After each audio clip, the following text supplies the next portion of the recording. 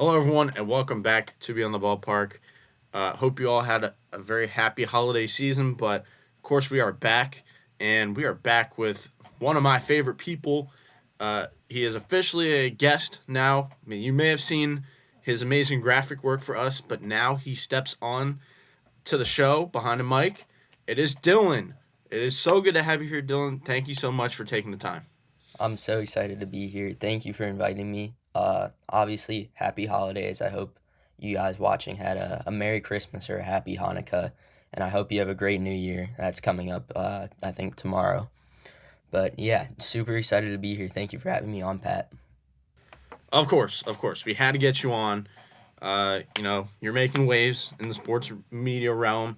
And that starts with photography. Before we get into the baseball talk, you are a photographer, and I think that's interesting, and I think the people would find that interesting if you were to talk about that. It's a little bit different than the normal sports journalist, sports broadcaster, and your impact on the field. So like, what got you into photography? So about 2 years ago for Christmas, I got a point and shoot camera from my parents. I'd been asking for it for I think like a couple months. I really wanted to, just play around with the camera, see, what I could do with it. We had Georgetown basketball season tickets that winter. So obviously Georgetown hasn't been very good the past few years, so I figured, make the games a little bit more interesting, bring the camera, see what happens. Started taking photos there, and then eventually, I worked my way up to better gear. I realized like this is something I really like to do. Why not do it for my high school teams? Why not do it like why not take my camera to like every game I go to? But yeah, that's basically how I got into it. That's really cool. I know you're very passionate about Georgetown basketball. Um, you know, very highly regarded program, but I can't say a whole lot about what Yeah, they're can doing right never now. can never really get it done. Yeah, I've been there. I've been there. What are some of like your best memories? I know you were starting to talk about it. Going to all these different sporting events, but what would you say are some of your best memories taking photos? I think, I mean, off the bat, my best memory is my first college game where I was credentialed with UMD. Obviously, that was like really surreal for me because, like, I'm just a kid with a camera. There's like actual news reporters here, there's like real professional photographers on the field. And so being able to go onto a field with so many people who are at higher levels than I am at a college football game, opening week at UMD, like that's pretty crazy to me. Um, and just being able to have an experience like that, like I'll forever remember that. But yeah, I'd say that's probably my most notable memory. And then like, some other things that, I really remember, like I'll probably remember for the rest of my life is when the Los Angeles Dodgers came to town to play the Baltimore Orioles back in September. Uh, Shohei Ohtani, he hit 2 home runs against a feeble O's pitching performance. And, I got a couple pictures of that. That was super sick. But yeah, definitely those are some core memories for me, for real. That's awesome. And then what are like your goals through photography? Just kind of capturing all the moments in sports.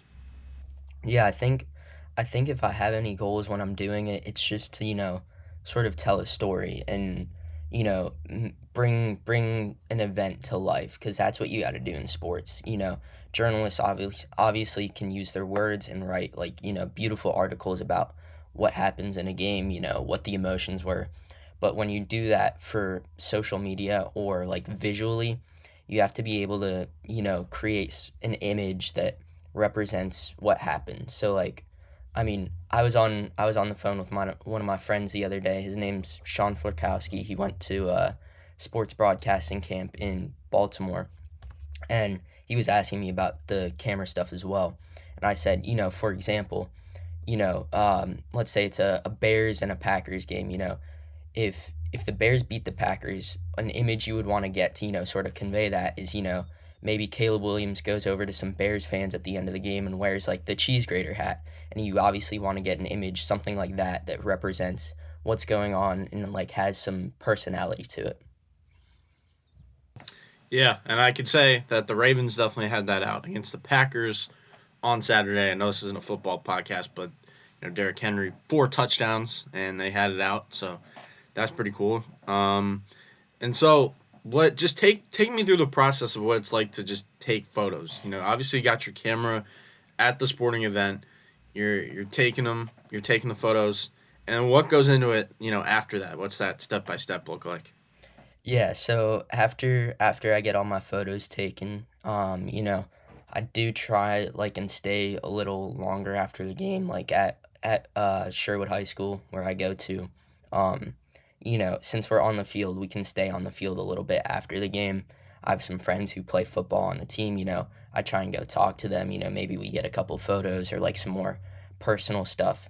But it's just nice to, after a game, maybe talk to the players a little bit, because you want to have relationships with the players you work with. And then after, leaving the event, I come home, I get my SD card out of my camera, upload all my photos onto my computer, select the ones I want to edit. If I have clients, I make sure to get the clients' photos. But if I don't have clients, just get the photos I like the most, edit them, and then hopefully either an hour or so after that or the next morning, depending on how late the event goes, get them up on Instagram and then maybe put them on a website. But yeah, that's pretty much the step by step after. That's cool. It sounds like it's pretty easy for you to edit photos. I mean, you've kind of been at it for a while.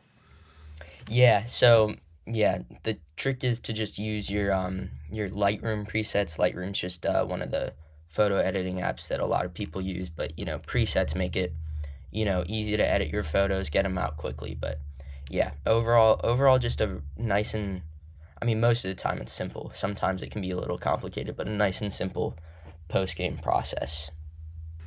Yeah, for sure. And you make some great photos. So I know we'll get your stuff plugged at the end, but I'll say it myself.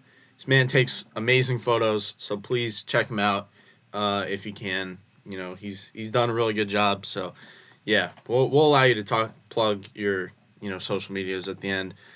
And then lastly, college versus pros. You've talked about taking photos at Georgetown, at the University of Maryland, but also with like the Baltimore Orioles, and you've even gone to the high school level, right? Sherwood High School, Yeah. that's up in Rockville.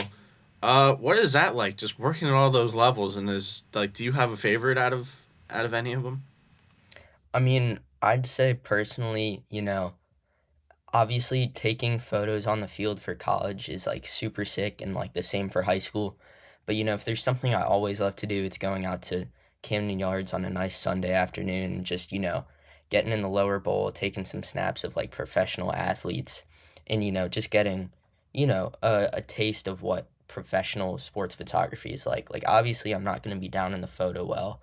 Um, but at Camden Yards they allow you to, walk around in the lower bowl, and that allows me to get some closer and more personal pictures of the players, and it's just fun to do because at a stadium there's so many at a stadium like Camden Yards, which is pretty big for a major league ballpark. There's so many different places you can go, so many different angles you can get. But yeah, it's definitely a fun experience going to Camden Yards and taking photos. I think that's the one I love the most. That's a fair point. One of the best ballparks in baseball, and that's pretty much a perfect transition into baseball talk. You've already talked about the Orioles. You do like the Orioles, but you're also a Mets fan, Hmm. and that's gonna have a lot of talking points today. We'll talk about both because we talk about the Orioles a lot on the show, but the Mets is a very interesting perspective. Haven't really had a fan on the show that does, likes a team outside of the DMV. So first and foremost, how'd you become a Mets fan? This is like something I've wanted to ask you personally. Yeah, so I've been a Mets fan for about 7 years now. I've been called a bandwagon, but I was there in 2018 and 2019 when we've missed the playoffs. I was there in 2023 when we had the expectations of being an insane team with like a top three rotation in the league with old man Max Scherzer and old man Justin Verlander. But yeah, so basically in 2018, obviously, I've been an O's fan pretty much my whole life. My dad got tickets to go see the O's and Mets play in New York at Citi Field, and it was just like a really surreal experience because I'd never really been to a ballpark outside of Nats Park or Camden Yards, and Citi Field was just an awesome place to be. And obviously, like, the environment there, even though the team wasn't doing well, I still loved the environment.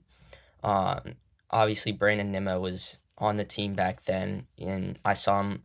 I think he had a couple walks that game, and obviously, the signature run to first base for Brandon Nimmo. He doesn't walk; he sprints down there, and I thought that was really funny. So even though the Mets lost that game and the O's won, obviously I was happy because I was mainly an O's fan at the time.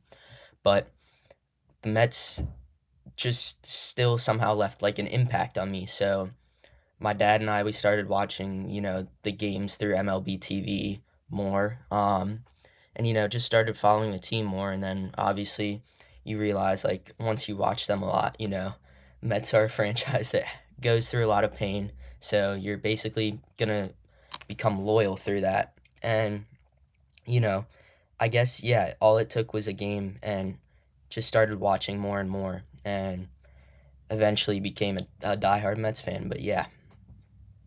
That's an awesome story. And I know you talked about Brandon Nimmo. Do you have a favorite Mets player like of all time or like memory for the Mets? Yeah, obviously it's got to be Pete Alonso. You know, even though he's now an O. Well, I mean, it's a win-win for a Mets and O's fan like me. But obviously he was supposed to stick with the franchise for his whole career, but ended up not doing that because David Stearns wasn't willing to offer him the contract he wanted. But yeah, Pete's always been my favorite Met. I feel like I could relate to him for a while on some level. I played first base like him. You know, and it's just like he provided everyone who was a Mets fan since when he came up through the minors, like with so many core memories. Obviously, there's when he broke the rookie home run record against the Braves in September 2019. There's obviously, you know, I feel like the home run record memory comes first to me since I was watching that game live. But then you've got obviously the insane homer against the Brewers that sent the Mets to the NLDS last year in 2024.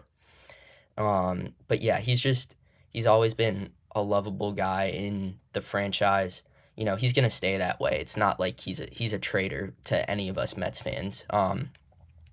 But yeah, obviously it's got to be Pete. One of my guys since I started watching the Mets. It's a great answer, Polar Bear Pete. He is. I think either way, he's a legend in Queens. He's got the home run record past Daryl Strawberry this year. That's pretty much a perfect segue into the whole off season because this is the real substance here. You got Brandon Nimmo getting traded away for not a lot. A good player, Mark Simeon, but in the grand scheme, not too much of a return.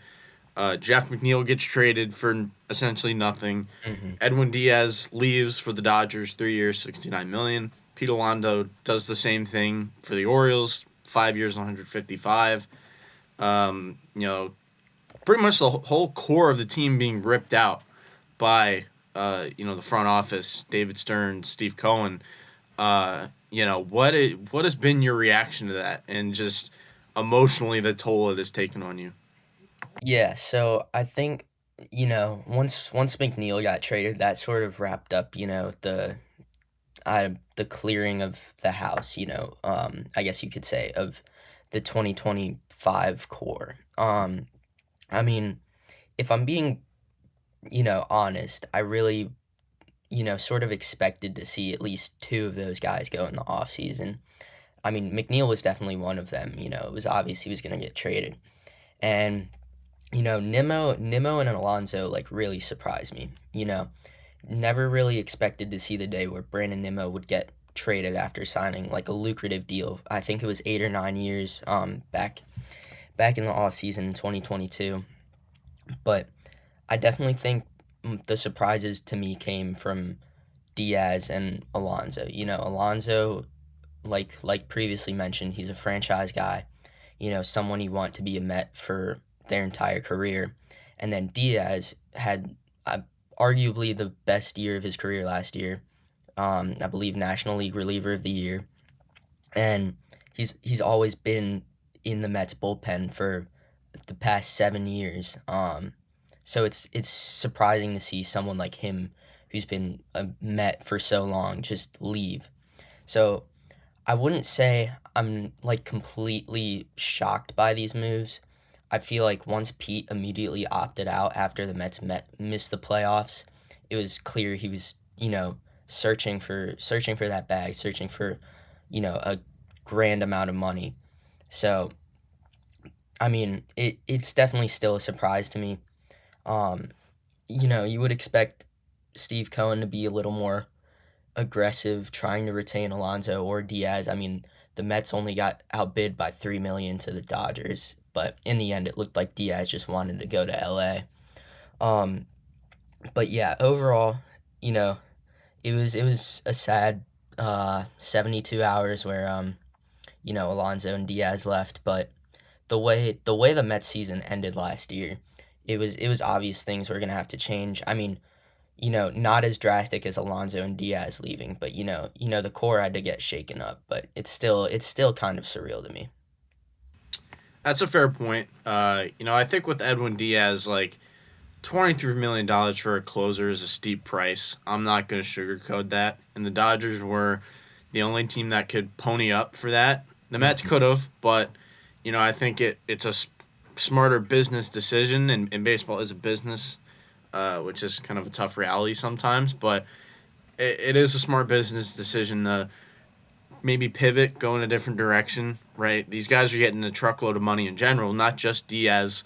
You're looking at Pete Alonso making $31 million a year, Edwin Diaz $23 million a year, Brendan Nimmo on an expensive contract, Jeff McNeil on an expensive contract. There's kind of a theme here, and it seems like the Mets want to try and reallocate the money in different directions, and there seems like they're sticking to a plan. We haven't seen that plan come to fruition, but there's still a lot of offseason left. I think the Mets can be very aggressive with some money off the books and one of the best farm systems in baseball. Of course, and I feel like the way a lot of Mets fans have taken this offseason is pretty poorly. A lot of them are assuming we've already lost the offseason. There's no saving it. Um, but you have to wait and see what the roster looks like come opening day. Because you're not gonna build a team within a day. I feel like that's what a lot of Mets fans expect. A lot of them want to see Cody Bellinger, Kyle Tucker, or one of the Japanese guys out there on the market like Akamoto or Imai, all sign in one day and everything to be fixed. But that's not how it's gonna work, and that's not how David Stearns rolls either.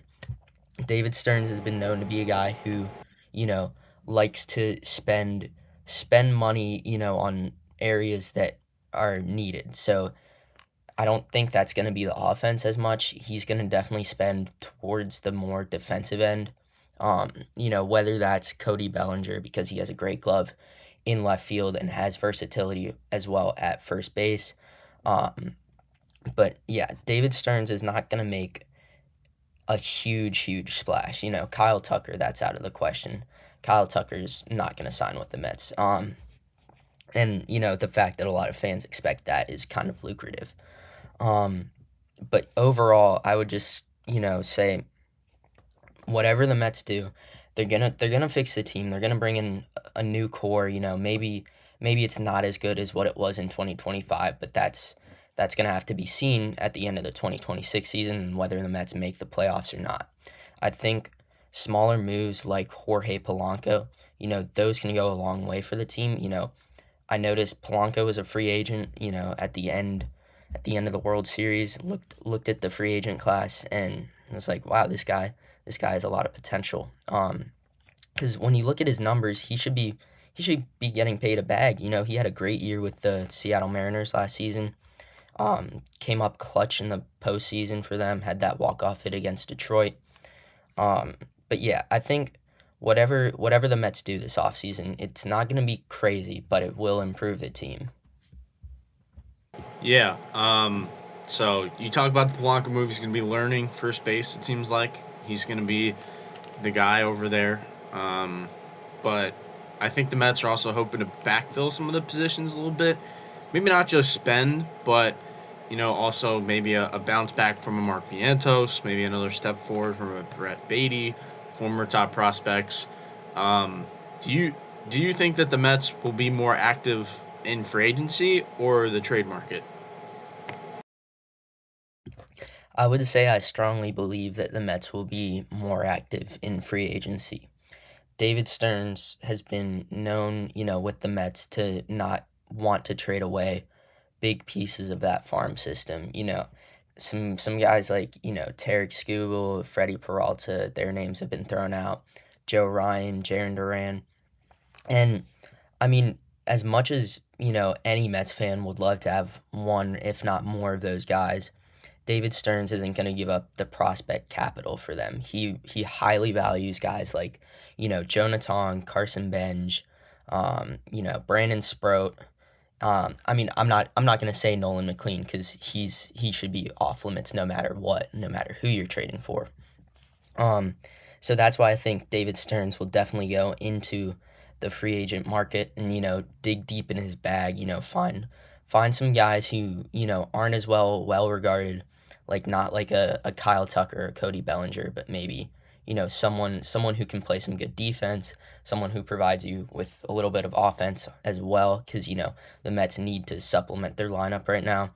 That could be a guy like Harrison Bader making a return to New York. You never know because the Mets tend to keep all their, moves under wraps. I never saw Devin Williams coming. I never saw Luke Weaver coming. The Brandon Nimmo trade was, out of left field, no pun intended. But they're gonna get good guys who will supplement the team, just not the flashy guys that a lot of Mets fans want. Yeah, for sure. You talk about the Devin Williams move, right? That's kind of maybe saving some money when it's all said and done. Because if David Stearns, he's a Milwaukee guy, and they're known to be a smaller market, and if he feels like Devin Williams is in the same conversation as Edwin Diaz, and they can get that bounce back out of him, you're saving money. So, David Stearns a little bit more strategic as a smaller market GM by nature. You look at the prospects. I would agree with you. Nolan McLean, I think, is untouchable. I don't think the Mets would move him for anything right now. But you look at Tong, you look at Sprout. Those guys have absolutely been floated. And there are plenty of other intriguing bats that are capable of being moved. I think like a Jet Williams could be on the table for a lot of teams. Jacob Reimer, AJ Ewing, Ryan Clifford. I think any mix of those guys would be, uh, would get you a great player. And it depends on what the Mets want to do. It'll be interesting to see what they do moving forward. So yeah. Yeah, and I totally agree with you, about the prospects, and that's another thing to mention because I think, on top of the free agency market, instead of the trade market, David Stearns will look internally. You mentioned, a couple minutes ago about Mark Vientos having a bounce back season. I remember we talked about that guy, right after the 2024 playoffs. He provided insane value to the Mets. Obviously, he hit that grand slam in the NLCS game two against the Dodgers, came up clutch, ended up being game winning hit for the Mets. He had something, I believe, like 27 home runs in 2024. He has the pop, but last year he was just in so much of a funk that he couldn't really, bring it back. The sophomore slump, a lot of people say. And I feel like on top of like the internal options, you've got Carson Benj, one of the best outfield prospects in the MLB. David Stearns seems to, value Benj, at the highest level. He says, Benj has a chance in spring training to come out and earn that center field spot, maybe platoon with Tyrone Taylor for a little bit and then eventually grow into that everyday role throughout, the season. And then you also look at guys like Brett Beatty. Brett Beatty has insane versatility. Hopefully, we get him playing third base every day, every game, That's where he naturally is positioned. And he's got pop.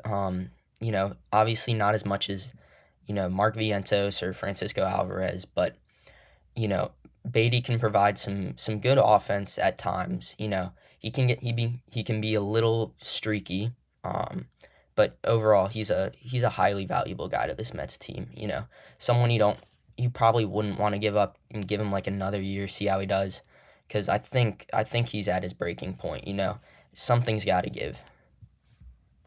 Yeah, I totally agree. And I didn't even mention Carson Benz because it seems like he's fully in the Mets' plans. Him and McClain, top pitcher, top hitter.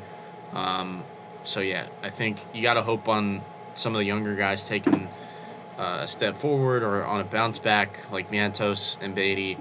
But, yeah, I think overall, you said it earlier, it was just time to change it up. The current core wasn't doing anything. They missed the playoffs last year, so it was clear that Stearns wanted to shake things up, and yeah. So, what are your thoughts? Overall, just moving forward for the Mets and what they could look like on opening day 2026. Yeah, I mean the Mets are gonna be, they're gonna be a good team. A lot of people are not gonna believe that or say that, once their roster is fully shaped, just because of the subtractions they've had this offseason in the forms of Diaz, Alonso, Nimmo, McNeil. It's not gonna be the same lineup, and I feel like people need to wrap their heads around that. The Mets aren't, the Mets of 2025, 2024, 2023. They are the New York Mets, the new version of the New York Mets. Um, and I feel like this new version is going to value, a lot of young talent. I think it's going to be like a little bit of, a rotation of guys over the next few years. Like, I think if Framber Valdez's market doesn't move on, the Mets could swoop in and sign him on a high AAV short term deal, and they could continue to do that. And for their starting pitching, bring in one guy, maybe lose him a couple years later, bring in another guy on a short term deal. And then when it comes to the offense, obviously you have Soto and Lindor locked in at the top of that lineup. Besides that, there's a lot of holes in the Mets lineup as of right now. You've got Marcus Semien, you've got Jorge Polanco. Polanco, I would say, is a better bat than Semien. Semien does have potential, but in the past few years, his bat speed's gone down, so he's not as reliable, at the top of that lineup. At the top of that lineup, excuse me. Um, so I think the Mets still have some work to do in terms of the offensive side. You can get a guy like Akamoto maybe for cheap on the Japanese end of the market. Maybe if the Yankees don't give Bellinger what he wants, you can get Bellinger on a 3 to 4 year deal. Obviously, that's not what, Bellinger would want, but it's certainly something David Stearns would want because considering, that contract that was given to Brandon Nimmo, the Mets don't want to have guys for that long period of time where the defense will decline. But yeah, the Mets are gonna do something. It might not be the move everyone wants, but it'll certainly help improve the team. It's gonna take a while. This free agent market and trade market is going extremely slow. Slower than last year. Obviously, Soto last year in the 2024 offseason, he was the first domino to fall. That led to a bunch of other moves. This year, everything's moving slowly. The top free agent, Kyle Tucker, still hasn't signed anywhere. There's barely been any reporting on him of recent. Same with Cody Bellinger. Same with Kazuma Akamoto. And then on the pitching side, that market's even slower. We thought that Dylan Cease deal with Toronto would help move things along, but not much has happened since then. You've still got guys like Zach Gallen, Framber Valdez, and Tatsuya Imai, who is reported to not even have a contract offer yet, with his window posting in, I believe, next week. So yeah, obviously it's gonna play out very slowly. It's gonna take a while for the Mets roster to take its full form, but by opening day, I believe it will be a good team. It will be a substantial team, not the team people want, but it will be a good team. For sure, I agree with you. I think the Mets are going to be in a good spot one way or another come 2026. Shift the conversation to the Orioles. We've done a lot of Mets talk, and I know you can still do some O's talk. Kind of just the same thoughts. You're going to the other side of the coin with the Pete Alonso thing. I'm sure you were sad to see him go, but from an Orioles perspective, how did you feel about the Orioles not doing something they normally do in giving out big money to a free agent? I mean, I just found it, amazing, honestly, that the O's actually went out and got a star player for their lineup. It was kind of a surprise considering they had gotten a right-handed bat in the form of Taylor Ward via trade.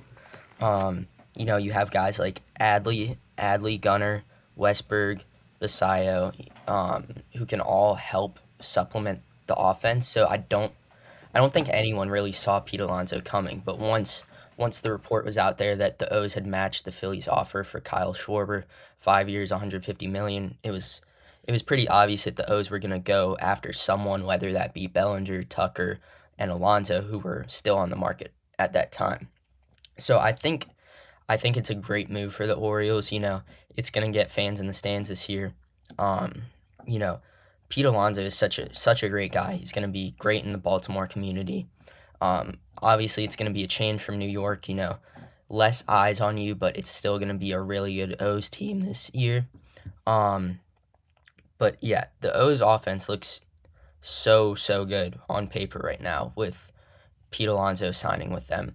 Obviously, you wouldn't really expect the O's to give out a contract like that after the, Chris Davis incident, first baseman, power hitter, a lot of money. They still owe Chris Davis money today. Um, but yeah, it's just nice to see a change in, I don't know, I guess you could say accountability from Mike Elias, realizing that the team last year didn't get much done. You needed to make improvements. He did that on the offensive side. We have yet to see if the O's will sign an ace. Obviously, they re-signed Zach Eflin. They traded for Shane Baz, two very high-quality starters, but not front end of the rotation guys. If Eflin's healthy, he could maybe slot in at two or three, depending on how Trevor Rogers does this year. You want Kyle Bradish to, bounce back. Bradish was amazing in 2023. You want to see him, go back to that form of himself. But yeah, overall, just nice to see a change in, accountability done by Mike Elias this offseason, realizing that that old group isn't going to get it done. You need some veteran presence to supplement these young guys to really make a good team, a developed team, and a team that can, potentially go to a World Series. No doubt. You make a great point. I was just shocked to see Pete Alonso go to Baltimore. I thought he was going to get paid more in a bigger market, but the Orioles were the ones that gave him the money. So you gotta respect it. And you're talking about the starting pitching. Perfect segue. It's all about the pitching for the Orioles. We know the offensive core is there, but it's a team that struggled to get consistent pitching. They haven't really made the right moves overall. Um, and now we're kind of looking at both the starting pitching and relief pitching units for the Orioles to kind of get some new guys in there. You were talking about the ace.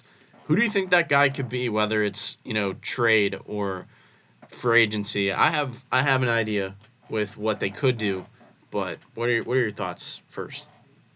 Yeah, so I'm excited to hear what you have to say. I think when it comes to the ace, there's three guys I think of. You need a lefty. So I think two of the three guys I'm thinking of are Framber Valdez or Ranger Suarez. You know, Obviously the Pete Alonso contract shows that the O's are willing to give money this offseason. They need to give money because if they don't, they're not going to have a substantial pitching rotation. You need to pay for quality starters. Um, so obviously those two guys, Ranger Suarez, Framber Valdez, they're both on the free agency market. So while Mike Elias has shown he's willing to spend money this offseason, I could also see them pivoting and going down the trade route. And that's where I see a guy like Freddie Peralta becoming a Baltimore Oriole. The O's have amazing prospect capital, still one of the top farm systems in the MLB. The Brewers could use some young pitching. The O's have some young pitching. Um, you can obviously just see Freddie Peralta fitting the Baltimore Orioles, sort of a repeat of the Corbin Burns trade 2 winters ago. The O's give up a couple good prospects for a high quality starter.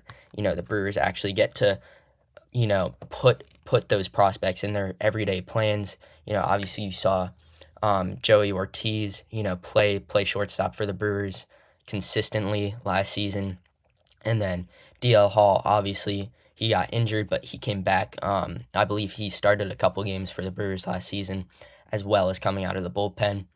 But yeah, overall, those three guys could really help the O's out. I think the more realistic option is Freddie Peralta via trade. You know, it paid off for the O's last year, or sorry, 2 years ago with Corbin Burns. You gave up two good prospects. They're not like all-stars with the Brewers, but they're certainly good, and you get an all-star pitcher in return. And Freddie Peralta would just fit this rotation so well, whether that be as a number one starter, as a number three starter, to get that, division between the lefties and the righties. Um, but I would certainly prefer the O's go, towards a guy like Framber Valdez or Ranger Suarez, considering they need a lefty for this rotation.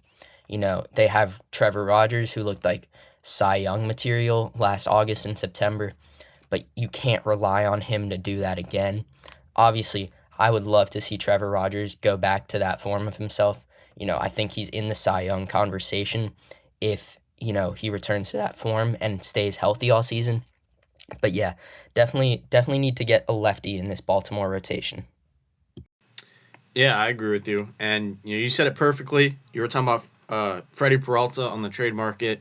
Right as I was typing his name in the spot track to look at the contract status, I think the Orioles have shown a willingness to go trade for the pitching rather than sign it necessarily, or at least the top end pitching. And I think with the Pete Alonso signing, him getting the big money, it makes Kobe Mayo expendable. And as much as I'd love to keep Kobe Mayo, I think he could be on the move. And him in a headlining a trade for a Freddie Peralta or a Pablo Lopez, another name that I was thinking about, could make a lot of sense, right? I think with those two, you look at Freddie, he's only has one more year, so that brings his price down. And then you have Pablo Lopez, who does have the multiple years of control, but he has big money attached to him, so that brings the price down. I think Kobe Mayo could be headlining a package for either of those teams. You put Mayo and maybe a prospect or two, and you trade him in for Pablo or Freddie. I think the Orioles could go in that direction, and I think that would be the ultimate move in the offseason. Yeah, I could definitely see, both of those moves. Being possible for this O's team, and you know, if there's someone I would want to trade to the Twins, or from the Twins, sorry, it would be Joe Ryan. I feel like Pablo Lopez, he's getting up there. He's still got a lot of experience, and he could be, a good veteran presence in the rotation. But I feel like Joe Ryan just could have better stuff. Obviously, he would cost a little bit more than Pablo Lopez, and I'm not sure the Twins are willing to trade him, but I feel like that would be a perfect fit for the O's. And yeah, like you said, Kobe Mayo. Kobe Mayo is just not fitting this O's team anymore. You've got, a solidified third baseman in Jordan Westberg. You've got a solidified first baseman in Pete Alonso. You've got Ryan Mountcastle still on this depth chart. He'll probably get traded this offseason. I don't see how he stays with the O's. And honestly, Mountcastle could be a piece in a trade, to a team like the Brewers for Freddie Peralta. You get a good DH bat, to maybe replace Rhys Hoskins, who is now a free agent. I don't see Rhys Hoskins re-signing with the Brewers. Um, but yeah, Kobe Mayo, Ryan Mountcastle, maybe a younger pitcher, maybe Cade Povich, Chase McDermott. Those would be some good pieces for the O's to trade for a frontline starter like Pablo Lopez, like Freddie Peralta, or like Joe Ryan. But I think all three of those guys are possibilities. We'll have to see what the offseason has to bring. Obviously the O's need a lefty more than that they need, another righty.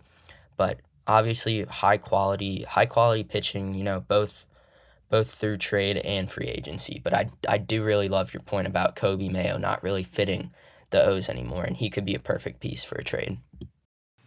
Yeah, for sure. And I just think that the value of Kobe Mayo on the trade market is way higher than a Mountcastle. You're kind of selling low, in my opinion, on Mountcastle. I think he's more of a candidate to be moved to a reliever to help out the bullpen. But we'll see what happens. I think one of them could stay, and I think if one of them were to stay, it would be Mountcastle, just because he's more of a veteran. He could be put in a role as opposed to Mayo. I think is more of an everyday player. He needs to continue to develop. But I think Pete Alonso in a perfect world, you just clear the decks. Pete Alonso's the guy, and you figure it out later. You go fortify other areas of your team. So yeah, that's pretty much the Orioles conversation, and that pretty much wraps up the episode. So Dylan, any last thoughts before we head out? If you want to plug anything, you can. Thank you so much for taking the time to be with us. Yeah, thank you so much for having me. I had a great time, talking on here, dropping some ball knowledge with my boy Pat Moran. You know, um, both of us are big O's fans. I know you also support the Mets, so it was nice to, go back and forth and, talk about this off season. Obviously, there's still a ton to come this off season. Expect both the Mets and the O's to make some supplemental or even big moves. But yeah, thank you so much for having me. I had a great time on here, and hopefully I'll be back on. If there's any big moves we can talk about. But yeah, thank you so much for having me, Pat. No doubt. You can definitely be a recurring guest whenever you want. We officially did get you on the show, and he didn't say it, but please go check out his photography on Instagram. Again, if you want to plug that, you can. If not, that's okay. I'm sure they could find you either way. Yeah, I'll plug it just for the viewers. My Instagram is at dlflix underscore. A lot of sports photography on there. We're gonna have some big moves coming in 2026. But yeah, I appreciate all the support from guys like Pat Moran. He's one of the best friends any of you guys could ever ask for.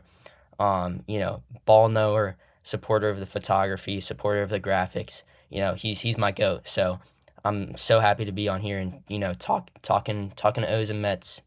But yeah, thank you so much for having me.